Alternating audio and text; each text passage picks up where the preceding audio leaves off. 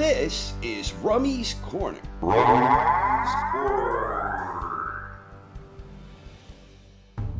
Coming up on December 7th, 2019, boxing fans will be treated to the highly anticipated rematch between unified IBF, WBA, WBO heavyweight world champion Andy Ruiz Jr. and former champion Anthony Joshua. The rematch will take place in Saudi Arabia in a bout that will be televised in the United States by the relatively new streaming app service known as The Zone. When Ruiz and Joshua first met back in June, the roles were reversed, with Ruiz entering as the challenger and Joshua going in as the unified champion. The expectation going in was that Joshua would take care of business in his US debut against the late replacement challenger. But Andy Ruiz Jr. had other plans, and he scored a magnificent upset victory when he stopped AJ in the 7th round of their scheduled 12-rounder. So the big question is, who will win the rematch? Can Ruiz Jr. duplicate his winning efforts from June? Or can Joshua take back the championship that once belonged to him? Historically speaking, when a former champion has an immediate rematch after losing his title from suffering a knockout, we have some famous examples on both sides.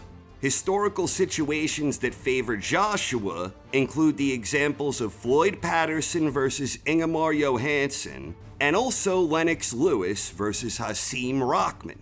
In both of these examples, the champion lost his title by knockout.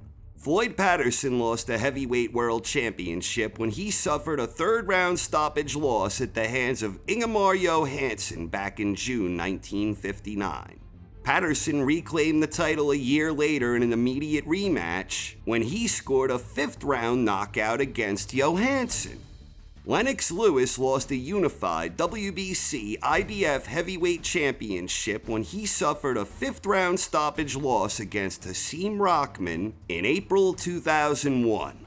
The two had an immediate rematch in November of that year, and Lewis regained the unified championship when he scored a devastating 4th-round knockout against Rahman. Historical situations that favor Ruiz include the examples of Sonny Liston versus Floyd Patterson and Muhammad Ali versus Sonny Liston.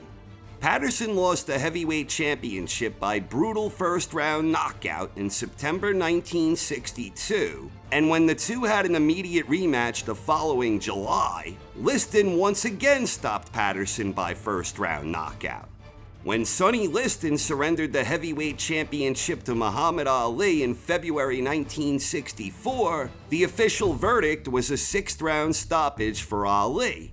The two had an immediate rematch in May 1965, and this time Ali scored a 1st-round knockout against Liston. So historically speaking, even if I'm forgetting some other famous examples of a champion losing his title by knockout and then having an immediate rematch with his conqueror, there is still no real historical trends going on here. We already know that Joshua has the power to hurt and drop Ruiz. So in order for Joshua to emerge victorious, I think he needs to change his tactical approach a good deal. For starters, it will probably serve Joshua well to throw less combinations. This may seem counterintuitive, but in the first fight, Joshua usually found himself in trouble whenever he was punching and stuck at mid-range. Joshua needs to control the space better and not find himself in that vulnerable position. That means Joshua will want to either keep things at long range, where he can shoot off his jab and use his feet to maintain a safe distance, or he needs to smother Ruiz whenever Ruiz finds his punching range. Throwing one punch at a time from the outside might not make for the most exciting fight, but I think that's where Joshua ideally wants to be. Whenever Joshua finds himself at mid-range or closer, he's going to want to either step in close and crowd, or dance his way back to a safer, longer range. Joshua would do well to study guys like Vladimir Klitschko and Lennox Lewis when it comes to the art of neutralizing shorter opponents on the inside. Joshua also might want to feint more frequently so that he could find ways to better gauge any would-be incoming attacks from Ruiz.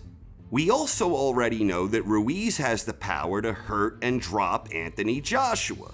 So in order for Ruiz to once again emerge victorious, I think the most important thing is to remain focused, stick with what worked, and be prepared for a more measured effort from Joshua, where he will be less inclined to make the types of mistakes that cost him dearly the last time. Focus and discipline are top priorities for Ruiz in this one. Ruiz needs to be ready to pounce whenever Joshua is out of position, and Ruiz needs to continue focusing his efforts on counterpunching. The thing that really helped Ruiz last time is not only was he usually waiting to counter whenever Joshua threw, but Ruiz was countering in bunches, and this was something that Joshua wasn't equipped to handle. After Ruiz dropped Joshua for the first time in round 3, it almost seemed as if he took his foot off the gas, as Joshua had time to clear his head and regain his composure.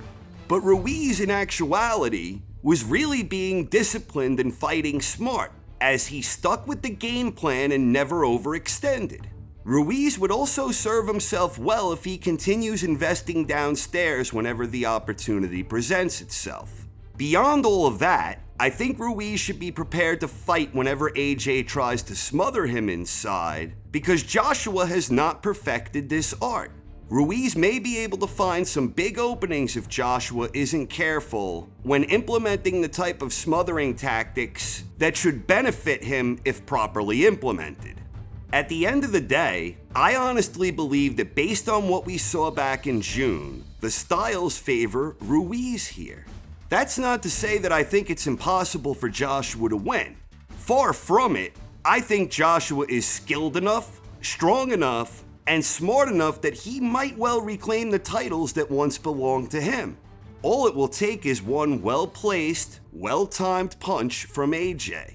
But I honestly think Joshua has too many fundamental adjustments that need to be made if he doesn't catch Ruiz and finish him fairly early.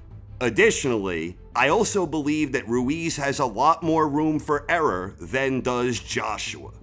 So for my official prediction, I'm going with Andy Ruiz Jr. by 5th round knockout. I believe Ruiz will fight a focused and disciplined fight where he once again finds ways to exploit mistakes whenever Joshua is out of position and within punching range. But whatever happens, I honestly cannot wait to watch this fight. December 7th on DAZN. I really think this could wind up being another awesome fight between these two, and perhaps even a contest where the sequel exceeds the original. May the best man win.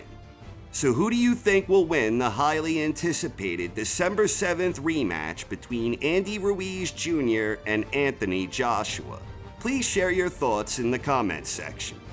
Thanks for watching, everyone. Hope you enjoyed, and have a wonderful night. This is Rummy's Corner.